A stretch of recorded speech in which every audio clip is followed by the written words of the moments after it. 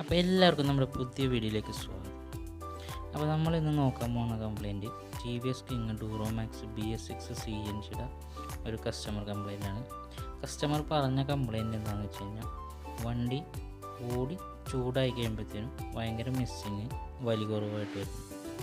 അപ്പോൾ നമ്മൾ അടുത്ത് കൊണ്ടുവന്ന് നമ്മൾ വണ്ടി ഓടിച്ചു നോക്കി കഴിഞ്ഞപ്പോഴത്തേനും എൻജിൻ വാണിംഗ് ലൈറ്റ് കത്തി കിടക്കുന്നുണ്ട്. അതുപോലെ തന്നെ ഓടി ചൂടായി കഴിഞ്ഞാൽ മിസ്സിങ്.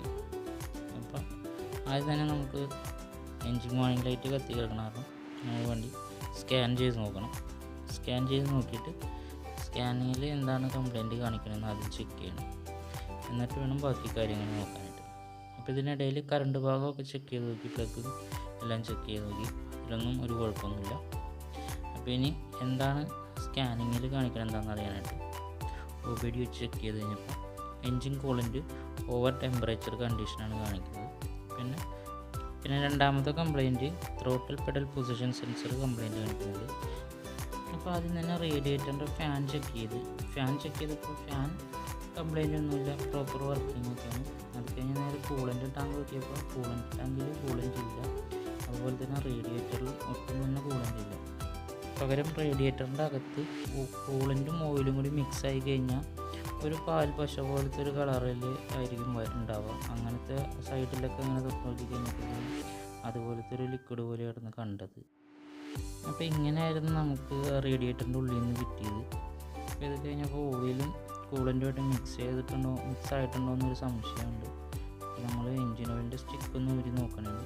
എൻജിൻ ഓയിലിൻ്റെ സ്റ്റിക്ക് ഊരി കഴിഞ്ഞപ്പോഴേക്കും അതും ഇതേപോലെ തന്നെ ഓയിലും വെള്ളവും കൂടി മിക്സായി കഴിഞ്ഞാൽ എങ്ങനെയാണ് ഓയിലിൻ്റെ കളർ വരുന്നത് അതുപോലെ ഒരു പാൽച്ചായയുടെ കളറായിരുന്നു ഓയിലിന്. മനസ്സിലായി ഹെഡ് പാക്കിങ് പോയിട്ടുണ്ട്. അപ്പം ഇനി ഹെഡ് അഴിച്ചിട്ട് കംപ്ലയിൻറ്റ് നോക്കണം.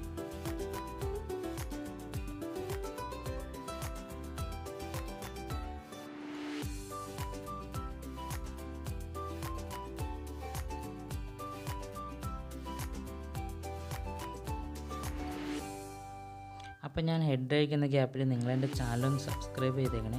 ആ ബെല്ലൈക്കണും കൂടി ഒന്ന് അമർത്തിക്കോളൂ. അപ്പോൾ ഇതായിരുന്നു റോക്കർ ആം കവർ അഴിച്ചു കഴിഞ്ഞപ്പോഴത്തേനും ക്യാം ഷാഫ്റ്റിൻ്റെയൊക്കെ അവസ്ഥ. വെള്ളം ഓയിലും കൂടി മിക്സ് ചെയ്ത് ആകെ അലമ്പായിരിക്കണം. അത് കഴിഞ്ഞ് നമ്മൾ ഹെഡ് ഊരി നോക്കി. ഹെഡ് ഊരി കഴിഞ്ഞപ്പോൾ പാക്കിങ് കത്തിപ്പോയിട്ടുണ്ട്. സിലിണ്ടറിൻ്റെ അകത്ത് കൂളൻ്റും കിടപ്പുണ്ട്. പുതിയ ഹെഡ് പാക്കിങ് ഇട്ട് റേഡിയേറ്റർ ക്ലീൻ ചെയ്തിട്ട് എൻജിൻ ഫ്രഷ് ചെയ്തിട്ട് പുതിയ ഓയിൽ ഒഴിച്ച് സ്റ്റാർട്ട് ചെയ്ത് ഓടിച്ചു നോക്കി. കസ്റ്റമർക്ക് കൊടുത്തു. കസ്റ്റമർ ഹാപ്പി ആയിട്ട് പോയിട്ടുണ്ട്. അപ്പോൾ ഇനി പുതിയൊരു വീഡിയോ കാണുന്നവരെ tata, bye bye, see U.